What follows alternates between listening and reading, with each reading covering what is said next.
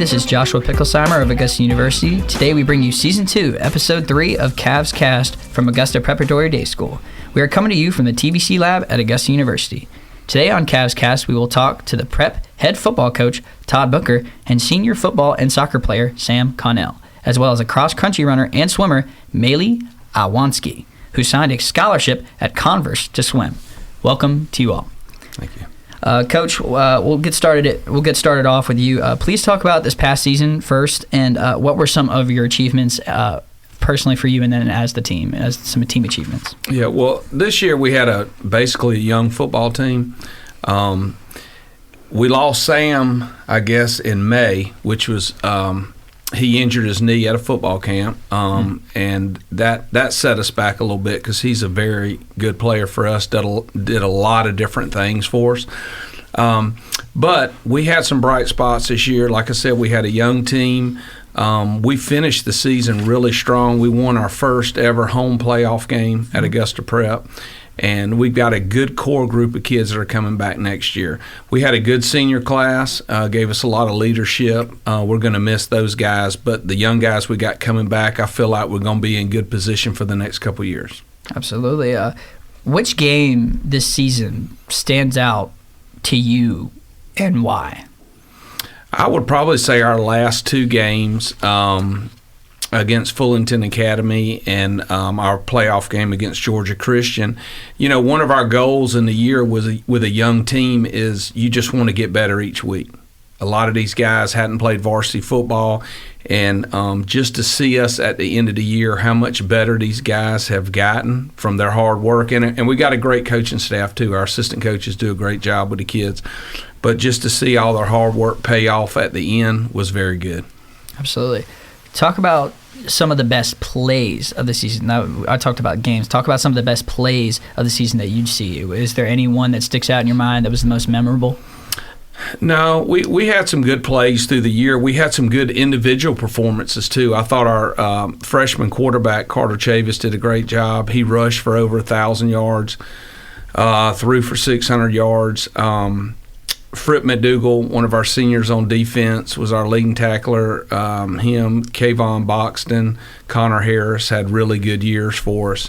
But, you know, as I said, as the year went on, we got better and better. And I think it's little things with a young team, and we concentrated on that, and it was good. Absolutely. I mean, and especially that's what you want to see from your team going forward. You obviously want to see them. Like, obviously, you hate to see your seniors go, but you love to see that, hey, you got a good foundation to build upon going forward. So speaking about the foundation that you're going to be building on, talk about what you're going to be working on in the offseason to prepare these younger guys that now that the seniors are gone, what they're going to do now that they're higher up in the team and more responsibility. Talk about that. So we gave them a week off after the season. We started back on Monday with our off-season strength program. So we'll lift 3 days a week, do speed training, condition. Matter of fact, Sam's in there with us right now. You know, he's getting ready for college. He's working out with us. So we keep these kids active. I think my belief, the weight room is a great equalizer. The great weight room is where you make your leaps and bounds as a program. So I tell our kids all the time, you better fall in love with the weight room. Mm-hmm. And, you know, prep's a tough school. So right now for us, we're focusing on academics and getting stronger. Absolutely. What are your goals for next season? Well, I think with a year under these kids, I want to see even more improvement as far as wins and losses, and I want to see bigger gains in the weight room. So we should see a difference with us working in the off-season, getting stronger. With a year under our belt, we should have a little bit better success, I believe. Absolutely. And is there talk about any particular players that you're really looking forward to coaching next season, because you're like, man, they were just starting to get into their stride this year, and then next year you're just really looking forward to it? Oh yeah, well, all our returning players, and I would say Sam's younger brother plays, Benji, with us. Benji started as a freshman, and Benji had a great year. Carter Chavis, Bo Polcha, Sawyer Gates, our center. I mean, I could go on and on with names. Noah Kimbrough is another one. All these guys coming back as freshmen gain so much valuable experience. Normally at a bigger high school, they wouldn't have got experience playing, and they did here. And for the next 3 years, that's going to be really good for us. Absolutely. Sam, moving on to you, you sustained an knee injury like Coach was talking about here in the spring and had to sit out for the football season. How tough was that, considering this was your senior year of football? I mean, to be honest, it was probably one of the hardest things that I've gone through. I mean, especially not just because it was like I was injured and then that was it. I was still at practice every day, like almost every day, and I was still at every game, so I was seeing it all the time. It was kind of hard to just deal with that, especially in games like standing on the sideline. Like that was not fun. Oh yeah, I bet not being able to go out there and compete. Absolutely, I bet you were itching to get out there. But talk about some things that obviously you couldn't play, but you still were a senior, still were a leader on the team. Talk about some things that you did over the season to still have your hand on the team and show your leadership to your fellow seniors and some of the younger guys on the team.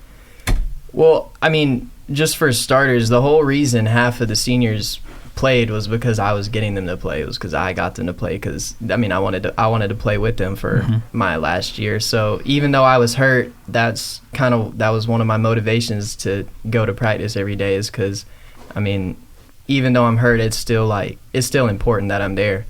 And just trying to do as much as I can as far as coaching-wise and teaching the players stuff that maybe that they would take better advice from a friend rather than a coach. It may be better for them. Like, specifically there was one player, he was talking to his mom after the game, and he was like, well, I like how after I mess up, I go to the sideline, and Sam's right there to tell me exactly what I did wrong and how to fix it, not just, because it's a lot.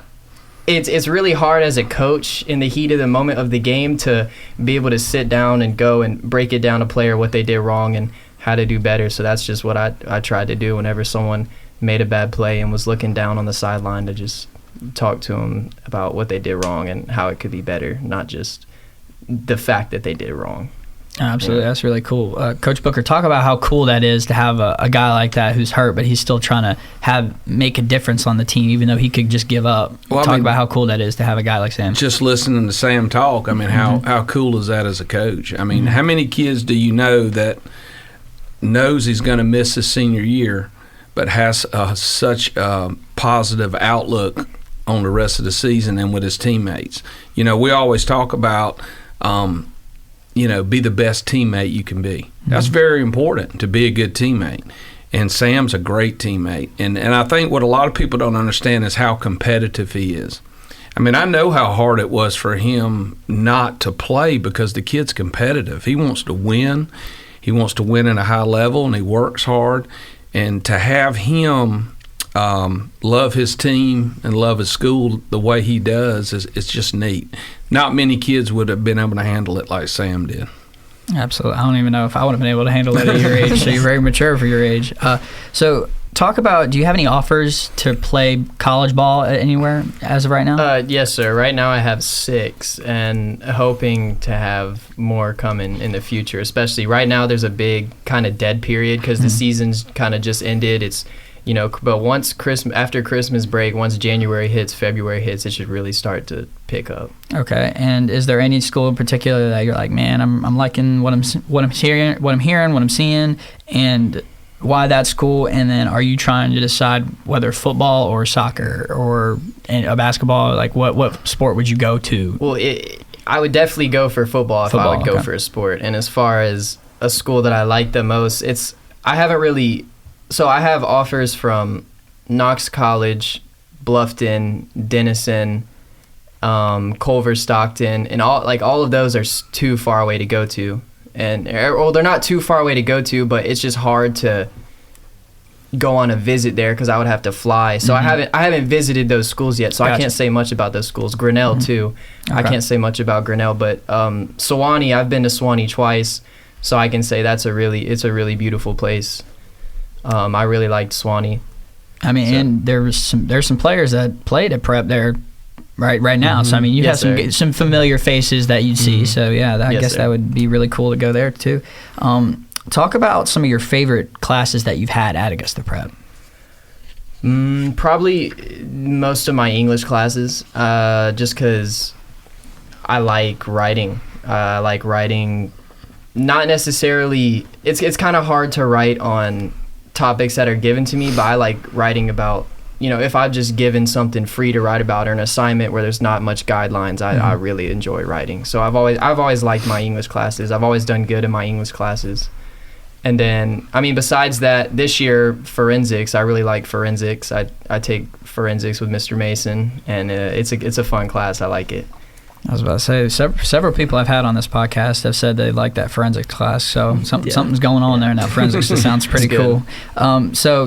Same question, not classes, but talk about, do you have any favorite teachers or mentors at Augusta Prep that you've liked over the years that you've had at your time there? Yes, there's really two teachers that have kind of stuck out from the others, and one is Mr. Miller. I took ceramics with him, and this year I'm taking new media with him, and he's just a good teacher to talk to, because when you talk to him, it doesn't feel like you're talking to a teacher. It just feels like you're talking to a companion. So he's a good person to talk to. I always talk to him. And then Mr. Galvin, my math teacher from last year and this year, the reason he stands out so much to me is because I can like him so much after he's teaching me math that I hate. So it kind of it's kind of hard to do that, and he makes it good. Before we move on to Maley here, is there going to be anything besides like teachers or people? Is there anything about prep that's going to stick out to you? I know graduation's like 5-6 months away, but it's going to come quick. Is there anything that you're going to miss about prep that's just stuck out to you? I guess just the small atmosphere. You walk in the hallway, I know everybody by name. Everybody. I say hey to multiple people walking in the hallway, and another part of that small atmosphere is I've been able to play sports, play 3 sports every single year, and played every year. I never had a season in any sport where I was just sitting on the sideline not doing anything, which I would if I went to a bigger school, especially my underclassmen years. Oh, no, of course not. You're such a talented individual. There's no way you'd have been on the bench, Sam. No way, no way. All right, moving on to Maley here. Obviously, welcome to the podcast. Talk about how you did during the cross-country season as an individual, and then talk about how the team did as a whole. As a whole, the team did so well. Like, we placed, my sister and Annie both placed top 10 at state, and we won region. It was so good. And, like, as for me, it was my first season doing cross-country. And, like, I'd done other sports throughout my life, but this is the first time I really, like, went all in on another sport other than swimming. And I started the season and I was like, oh my gosh, I can't do this. This is crazy. Running 3 miles is not my thing. And by the end of the season, I was doing it, and I was not, like, I'd have to stop during some races. I was so tired. But then by the end, I was running the whole thing all the way through, like, full effort. And it was everybody around me, even though I wasn't, like, the number one runner on the team, was, like, so supportive of me. And, like, they just cheered me on all the way through the finish. That's what you want to see from a team. Felt like a family. Yeah. Absolutely. Now, how was talk about, because your main sport is swimming. Talk about how swimming season has gone for you and the team.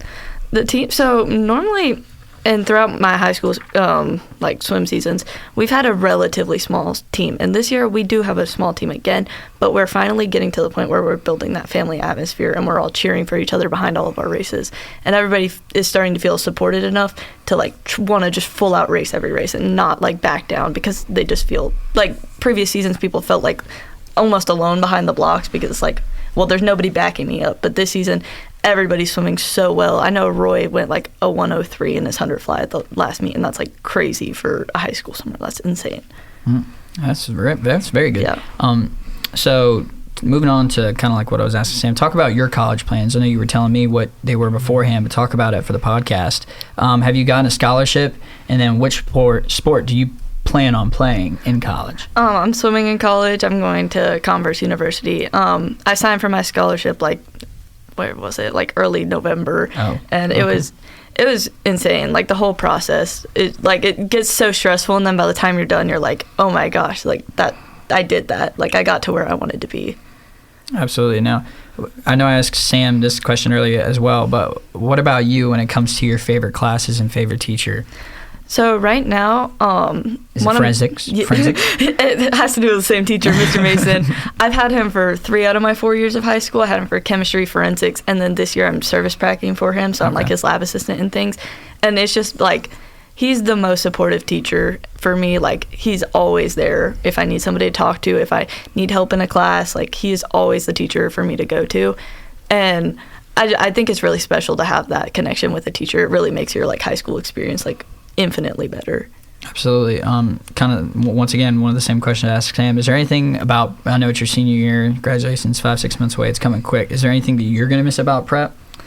I miss the commute. I'm gonna miss the community. Like, it's something like at those bigger schools and things, you will see a lot of people and you won't recognize them and things like that. But at prep, I always walk into campus and I always know at minimum one person, if not everybody. Like, I can always go up to somebody and talk to them and know who they are.